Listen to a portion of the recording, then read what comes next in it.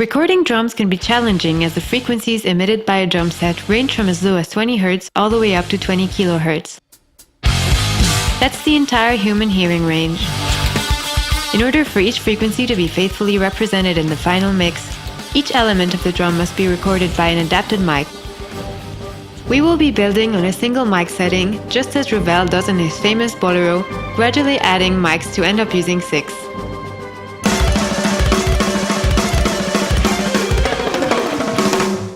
To record the whole drum set, we use the AKG C414 XLII, a large diaphragm condenser.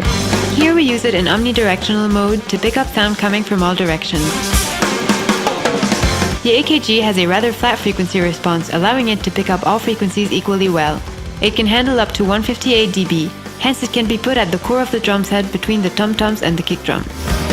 At this stage, it is helpful to apply some EQing to the AKG signal. The low end is rolled off at 140 Hz and boosted at around 250 Hz to enhance sound fatness. Then, frequencies that sound a bit boxy are removed by identifying where ringing occurs. Shelving high frequencies above 2.4 kHz can ultimately be used to air out the sound a bit. We obtain the following.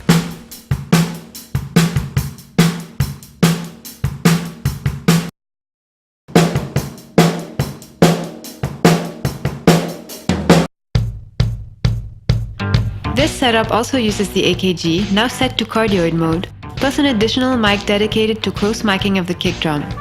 Since the AKG no longer needs to pick up the low frequencies, it can be raised above the ground and act as overhead. The mic used on the kick drum is a Shure Beta 52, a dynamic mic with a supercardioid polar response, rejecting sound well from the sides and rear. This mic can handle up to 174 dB and has a frequency response boost at lower frequencies, making it great to render the kick envelope. Now, after some EQing on the Beta 52A and the addition of some attack at around 2.5 kHz to have the kicks attack at the beater head, unwanted signals from the rest of the drum kit can be removed by applying gating. This is better done by adjusting threshold and release time of the expander plugin.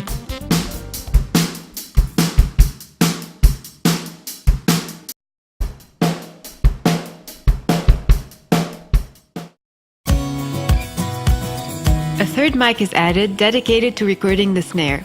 The mic used is the Shure SM57, a dynamic mic with a cardioid polar response, directional with good feedback rejection. It is great for recording snare drum as the snare's fundamental frequency is located where the SM57 shows a flat and smooth frequency response. Here, as the snare exhibits some annoying ringing, compression can be applied to eliminate the hanging ring, ending up with a fatter sound. After gating, the following result is obtained.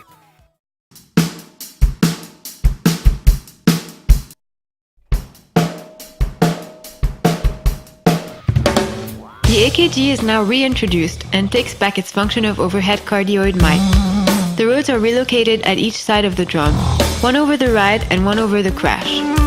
Close miking those cymbals enriches the sound with greater detail of each cymbal's envelope due to the road's flat frequency response and their directionality.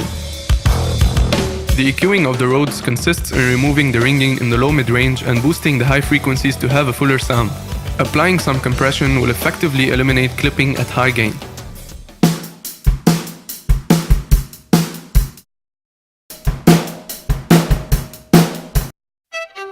The AKG is replaced with the MS-H6 capsule, which takes the function of overhead recording. This capsule mounted on the H6 handy recorder is a mid-side mic. It is in fact composed of two mics. The mid mic is unidirectional, picking up sound from underneath it, while the side mic is bidirectional and picks up sound from the sides, giving a very rich stereo image. The MS-H6 capsule is replaced with the XYH6 capsule, which in turn takes the function of overhead recording. This capsule is composed of two unidirectional mics mounted so as to form a 90-degree angle with one another. Placed in this way, the mics can span a wide area while still capturing the sounds at the center, giving a rich stereo image. Some reverb can be additionally applied to the track of the Rhodes mics to avoid having a dry sound and to air out the mix.